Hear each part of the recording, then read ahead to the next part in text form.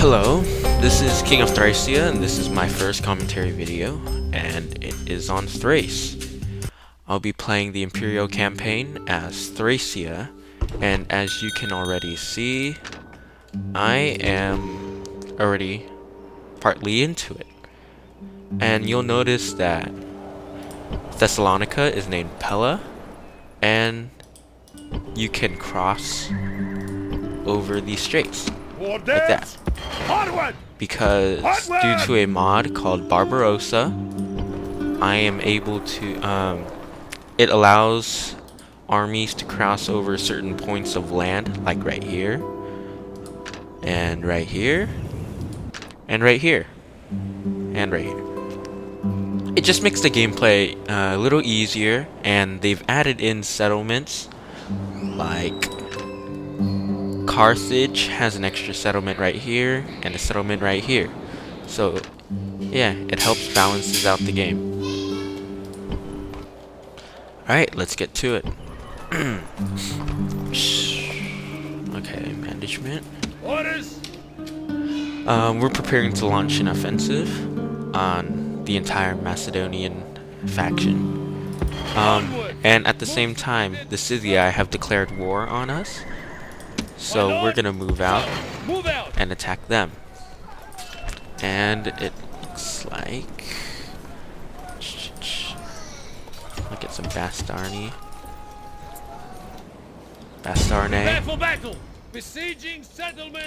and assault them. The good thing about Bastarnae are they get 2 hit points, and they are the Bastarnae and the Thracian mercenaries are pretty much like Falxmen, but deadlier.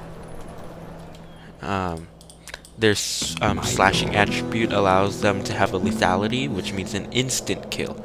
So despite urban cohorts or Spartans, they can get killed very easily. Let's see over here. On my way. We have Macedonian armies gathering. Let's see what this is. Lancers, cavalry, and some levy and some militia hoplites. Let's get this done. Let's get some Falxmen. Falxmen are great for flanking enemy lines, and Thracia excels at having a interesting army composition, and that is having pikemen holding the main line, and Falxmen and Bastarnae assaulting from the sides. Then you have your javelin cav that help take care of skirmishes, and later on we'll get archers. Let's take a look. Thracia is a in Rome Total War, Thracia is a barbarian / civilized faction, which means they can actually go past the governor's palace phase and acquire better armies.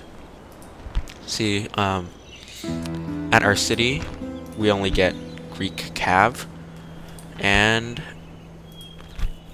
militia cav, and then we get archers and onagers in our catapult ranges, which is good because now Thracia has a missile support and agora with their naval fleets, the quinquireme, the trireme, and the bireme, and they possess some modern agriculture and water transport systems alongside with some decent roads.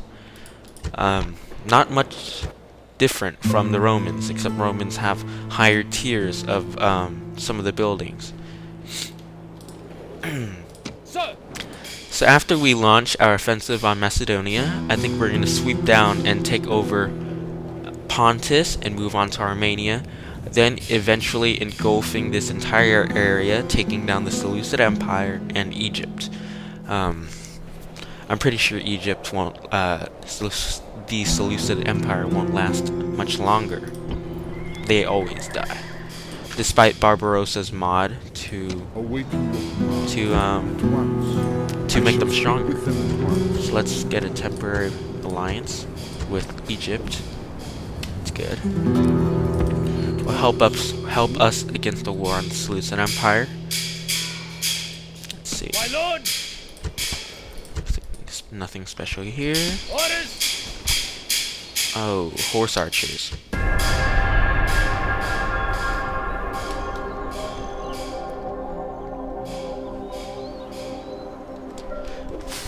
Alright, let's see. Orders. Let's launch our offensive. Prepare for battle. We need to take Balazor quickly to establish better income, because my armies right now are sapping the strength that I get from my cities. And I don't usually set my cities past normal tax income, but this might be the exception, because on my Seleucid campaign I have them all set to low, but my treasury's at 280 grand.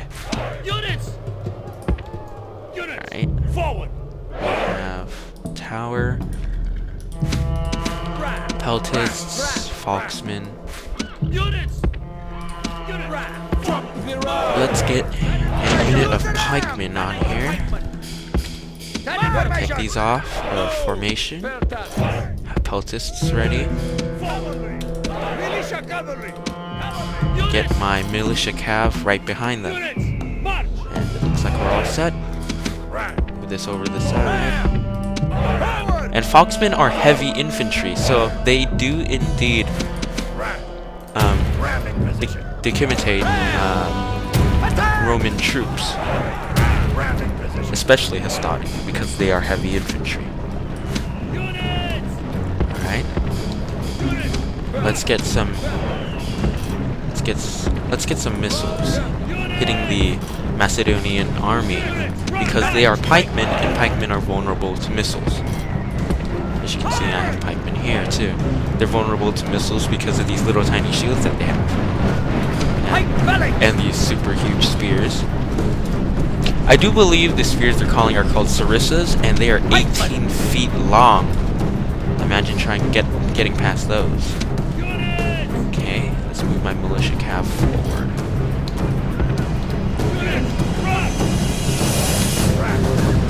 Well, that can't be good. Yeah, a great thing about Falxmen is that they have 13 attack and the lethality bonus, but their armor defense is only 10, and 7 of that comes from skill. Not much against arrows. So my militia cav are moving in on their levy and militia hoplites. Look at this. They're not doing so well. Our soldiers are at the walls. Now they must batter a way through. Huh. How did my cav die? Oh.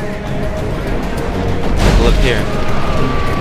Oh, right here. See how much injuries I've inflicted to or fatalities.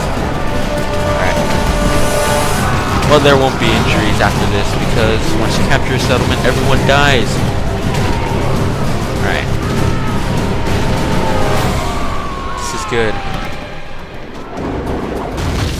So the great thing about javelins is, although they have a very, very short limited supply of ammo, if they manage to hit their target, they will do much more damage than arrows in a shorter period of time. They have a bigger burst. Okay, general's armored bodyguard. Militia hoplites on the side. This side is empty.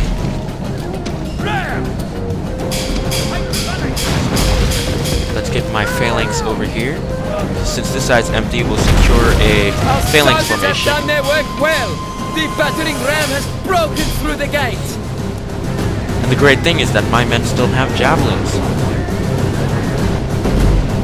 Alright. Yeah, I believe javelins are armor piercing, so they ignore half the enemy's armor. Oh, never mind, light lancers already secured this side. Well, we can always break down more walls.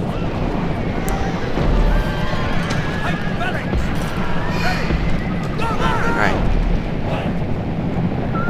Let's try it. Not doing so well. Let's see what the percentage is. I've killed 20% of the enemy army. Show no mercy! The enemy walls are down.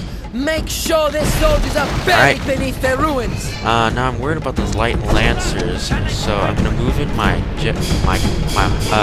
general's bodyguard alongside with my phalanx to guard both sides.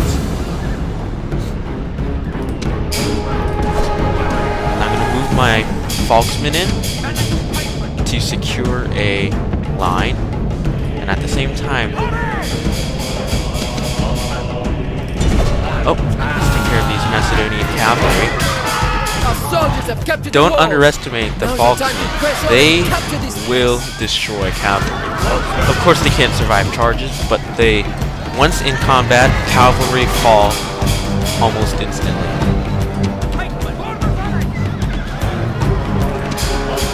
That only lost what, 9 guys?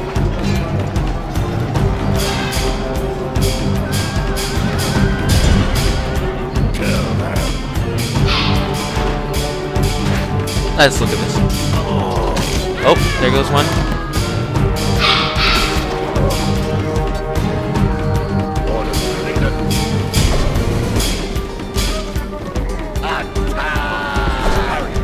Let's get you moving.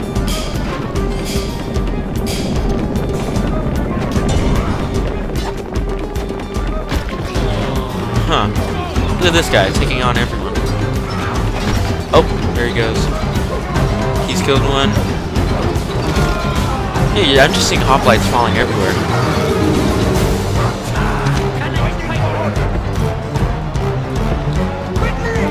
Yeah, they're not doing so well. One thing about hoplites and pikemen is once they get out of their spear formation or their phalanx formation, they are completely useless against the more trained, more well-equipped troops. Uh-oh.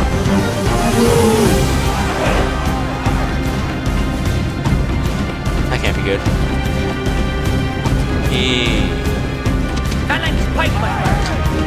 Yeah, phalanxes are tricky to deal with.